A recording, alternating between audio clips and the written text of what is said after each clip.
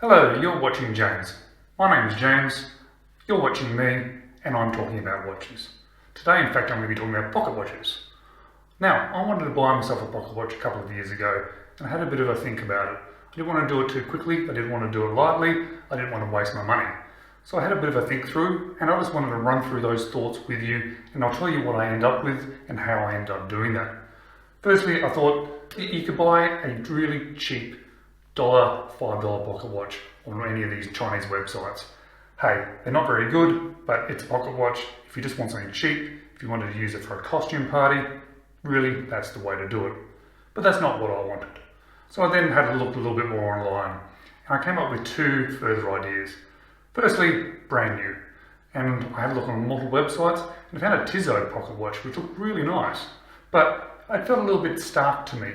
And by that I mean it was new, it didn't have much backstory, it certainly looked very well made, it was also a little bit expensive, and I decided, well, I'm not really going to wear this watch very often, I'm not really going to use it too much, it's more about something fun to have, something to look at, something to play with, and without any of that story behind it or any history, I thought, that's a little bit boring, even though it was nice.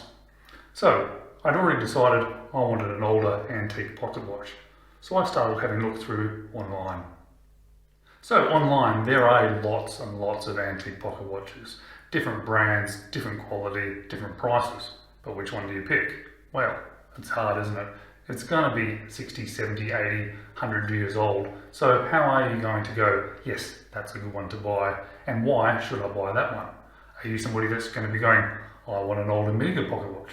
If that's the case, this might be a good way to do it, but be aware if you buy something, it may or may not be any good. And really, when you're buying something that's up to 100 years old, even a little bit longer, or up to a lot longer, you can't guarantee that it's going to be perfect to use on every day to day. And that's not really the point of this.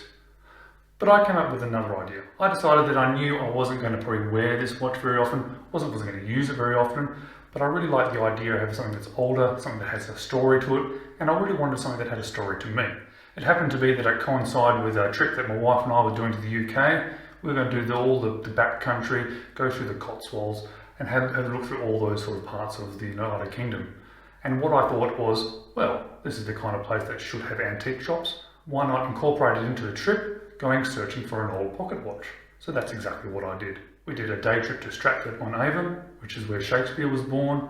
We did all the historical touristy things, and I actually found in a little market area outside where Shakespeare's house was, there was an old man selling a bunch of old things, and within that was an old pocket watch.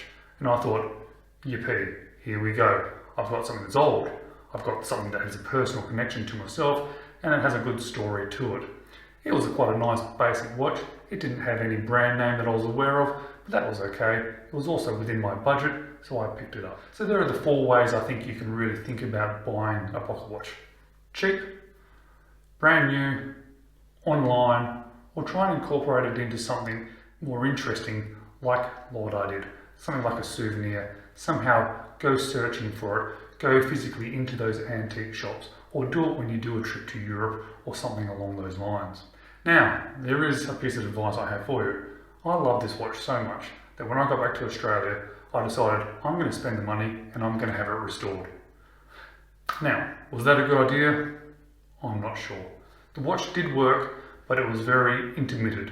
You'd wind it up and it would start to work, it would run quite well, and then it would stop. 8 hours later it would start working again, and on it went. So I decided, you know what, this was a great souvenir, I'm going to spend some money on this thing, and I'm going to get it fully fixed. And that's exactly what I did. And now it works really, really well. It's amazing how well it works, but was it worth the money? No, it was not worth the money. And the reason why it wasn't worth the money is not because they didn't do a good job. They did a great job. It works really, really, really well. But the thing is, I don't use it very often. It's more of just a keepsake or a souvenir or something fun to look at. My advice is, with my own experience, try to have some sort of story that relates to it. Try and connect to it.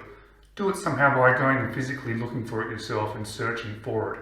But don't go and spend a huge amount of money on it getting repaired unless it is something that you are literally going to use all the time. Go get yourself a waistcoat, stick it in the pocket. If that's your style, oh, that's fantastic.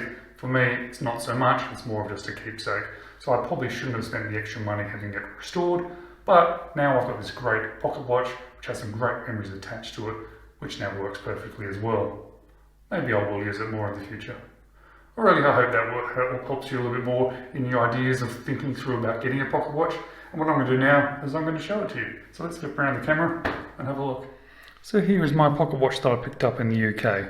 It's a very simple dialed watch. It does not have the cover. It is an older one. I believe it was made in 1904.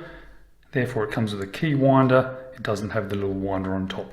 Apparently they came into account a little bit later on. You'll see there are two keys. One is the original key, one is a new key. When the watch was restored, one of the pillars inside the winders was degraded so much that it could no longer be used. So I had that replaced, and the new key uses that. There is some engravings on the inside of this here. Apparently it was a fairly generic made watch in France somewhere. It would have been relatively inexpensive at the time. It is silver though. It does have that lovely simple white dial in the second hand at the 6 o'clock with the new Roman numerals. Let's show you how to work it. So normally they would only have the one key, as I said. This one here is the original key. It is used for setting the time.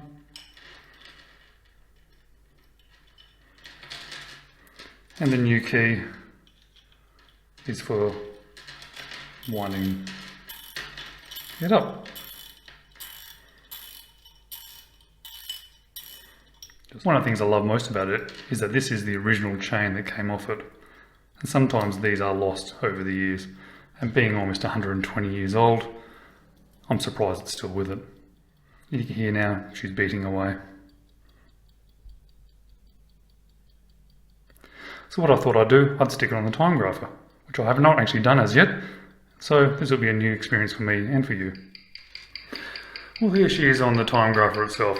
I'm not sure if this particular movement is designed to be able to be looked at in this way, but it shows you it's 18,000 beats per hour. There's a little bit of beat error, 0% amplitude, which is fantastic. Now, 492 seconds per day lost. Now 395 seconds. Now I know for a fact that that's not quite true. This fully wound, it doesn't actually lose a lot of time at all. It's quite impressive.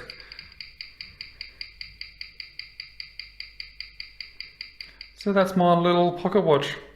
Thank you very much for watching. If you enjoyed it, please subscribe. Please like the video. Wonderful. Enjoy and hopefully see you in the next video.